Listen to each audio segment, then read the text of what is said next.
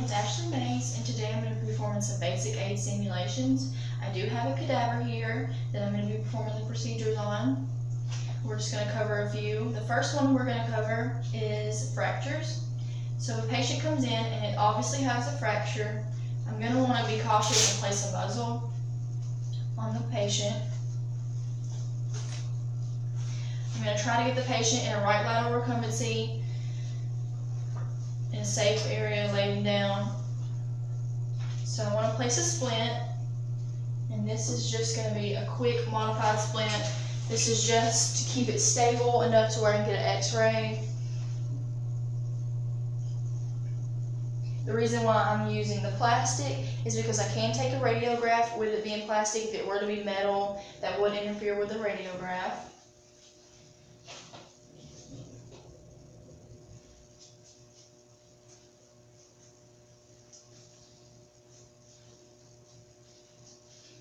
While I'm doing this, hopefully the veterinarian is coming in and hopefully are on the phone somewhere nearby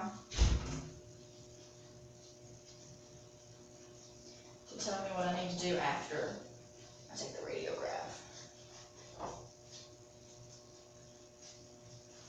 Okay, so that's just going to be a quick splint. So I'm going to take this off. The next one we're going to cover is bleeding.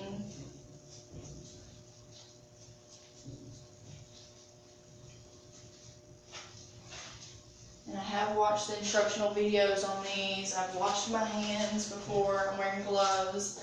Because the bleeding, if it's covered in blood in the animal, you don't know if the blood's from the patient or if it's from a human. So you want to make sure your patient is muzzled.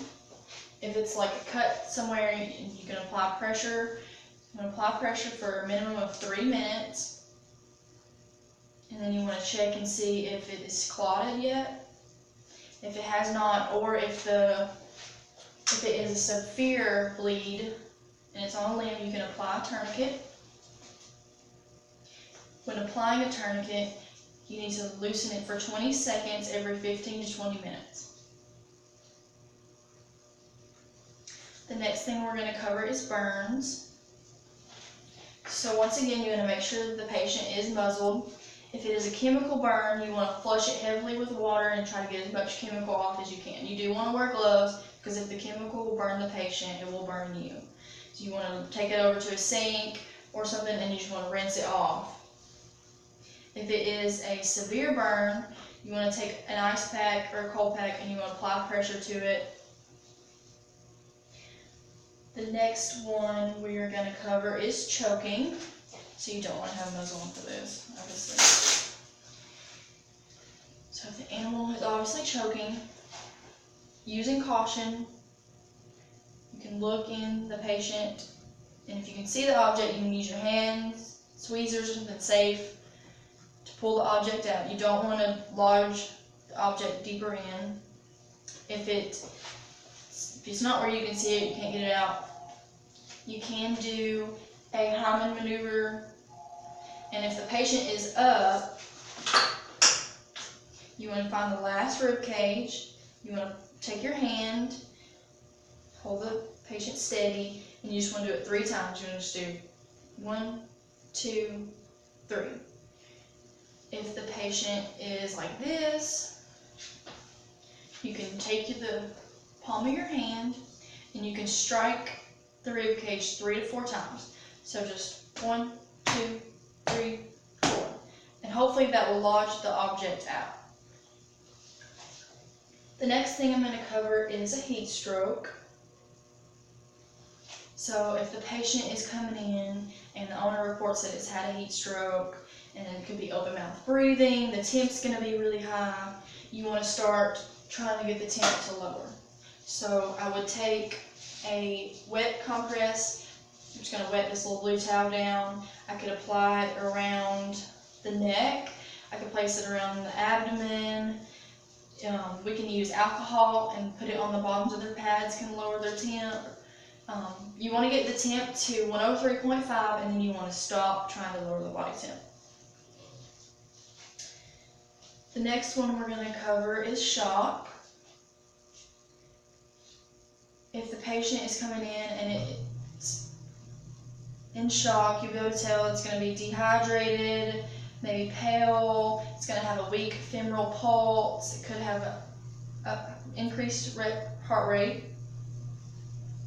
You want to try to, you want to be safe, so you can place a muzzle, and then you want to get a catheter in. Hopefully by then you can get a hold of a veterinarian. Hopefully they're coming in the room or they are on the phone. The next one we're going to cover is poisoning. So if they've ingested something like chocolate, for an example, you can administer, if they're at home and if you've talked to the veterinarian and they're okay with it, and it's a nice client that comes in and you know them very well, you've got all their information, you can tell them to administer 1 teaspoon per 5 pounds of body weight. You do not want to exceed 3 tablespoons. So you want to give 1 teaspoon per 5 pounds, and you want to wait 3 minutes. Usually it will induce vomiting within 3 minutes. If it doesn't, you can do it once more. You don't want to exceed over 2 times of trying. If it's a chemical that they've ingested, something that will burn on the way down, it'll burn on the way back up. You want to get them to a veterinarian as soon as possible. The next one I'm going to cover is seizures.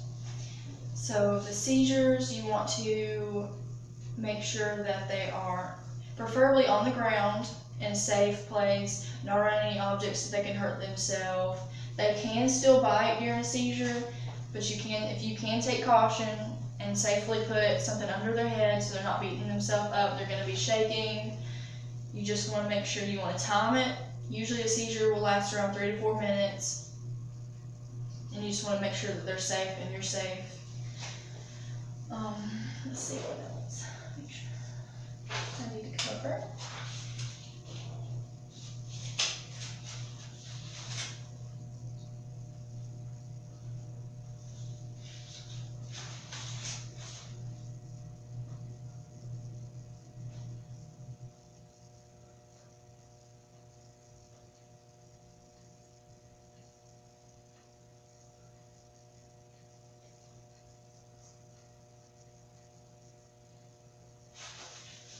So I think that's all we're going to cover today for basic stimulation first aid.